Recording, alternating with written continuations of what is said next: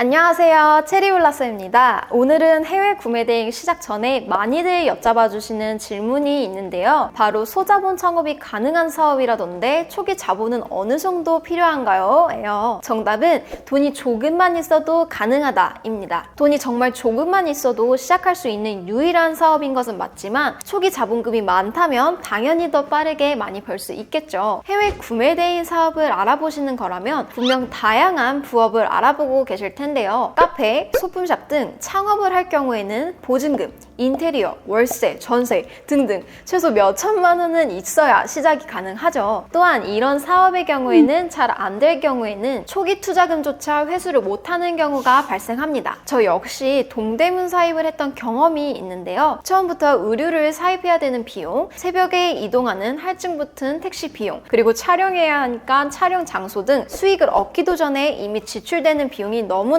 컸어요. 저는 해외 구매 대행 사업을 선택했던 가장 큰 이유가 초기 자본이 적고 리스크가 적어서였는데요. 제가 해외 구매 대행 사업을 시작하면서 지출된 총 비용을 말씀드려 볼게요. 해외 구매 대행 시작을 하려면 제일 첫 번째로 사업자 등록증을 신청해야 하는데요. 이 과정에서 발급받는 비용은 무료입니다. 두 번째로는 사업자 등록증이 발급되면 통신판매 신고를 해야 해요. 이 과정에서는 사업자당 각각 통신판매 신고를 해야 하는데 신고 비용은 수도권 기준으로 45,000원의 비용을 지불했어요. 이 부분은 매해마다 통신판매업 신고 비용이 발생하는데요. 그렇기 때문에 12월에 신고를 하시게 되면 12월에 통신판매업 신고 비용을 지출하고 1월로 넘어가면 또 한 번 지출을 하셔야 되기 때문에 12월쯤 고민 중이시라면 1월 돼서 신고하시는 걸 추천드립니다. 하지만 지금은 2월이니까 하루빨리 통신판매업 신고를 하는 것이 좋겠죠. 그리고 세 번째로는 해외 구매 대행 사업을 시작하고 오픈마켓에 상품을 올릴 때 업무를 효율적으로 하기 위해서는 프로그램 사용을 필수적으로 권장드리는데요. 프로그램 사용으로 최소 100분의 1로 상품 업로드 시간을 단축할 수 있거든요. 프로그램 종류는 다양하지만 현재 사용하고 있는 반자동 프로그램인 쿠데라는 프로그램은 월 165,000원입니다. 가격이 더 비싼 프로그램도 많지만 사용해봤을 때 비싸다고 좋은 건 딱히 없는 것 같아요. 특히 저는 중고 구매 대행으로만 매출을 충분히 발생시키고 있는데요. 쿠데라는 프로그램 같은 경우는 중국 구매 대행을 하실 경우에는 1년 동안 프로그램 사용이 0원입니다. 그래서 중국 구매 대행은 필수이니까 이왕이면 무료로 사용하실 수 있는 프로그램으로 무자본 시작을 하시는 걸 추천드릴게요. 자, 이렇게 제가 생각한 해외 구매 대행 사업 시작 초기 비용은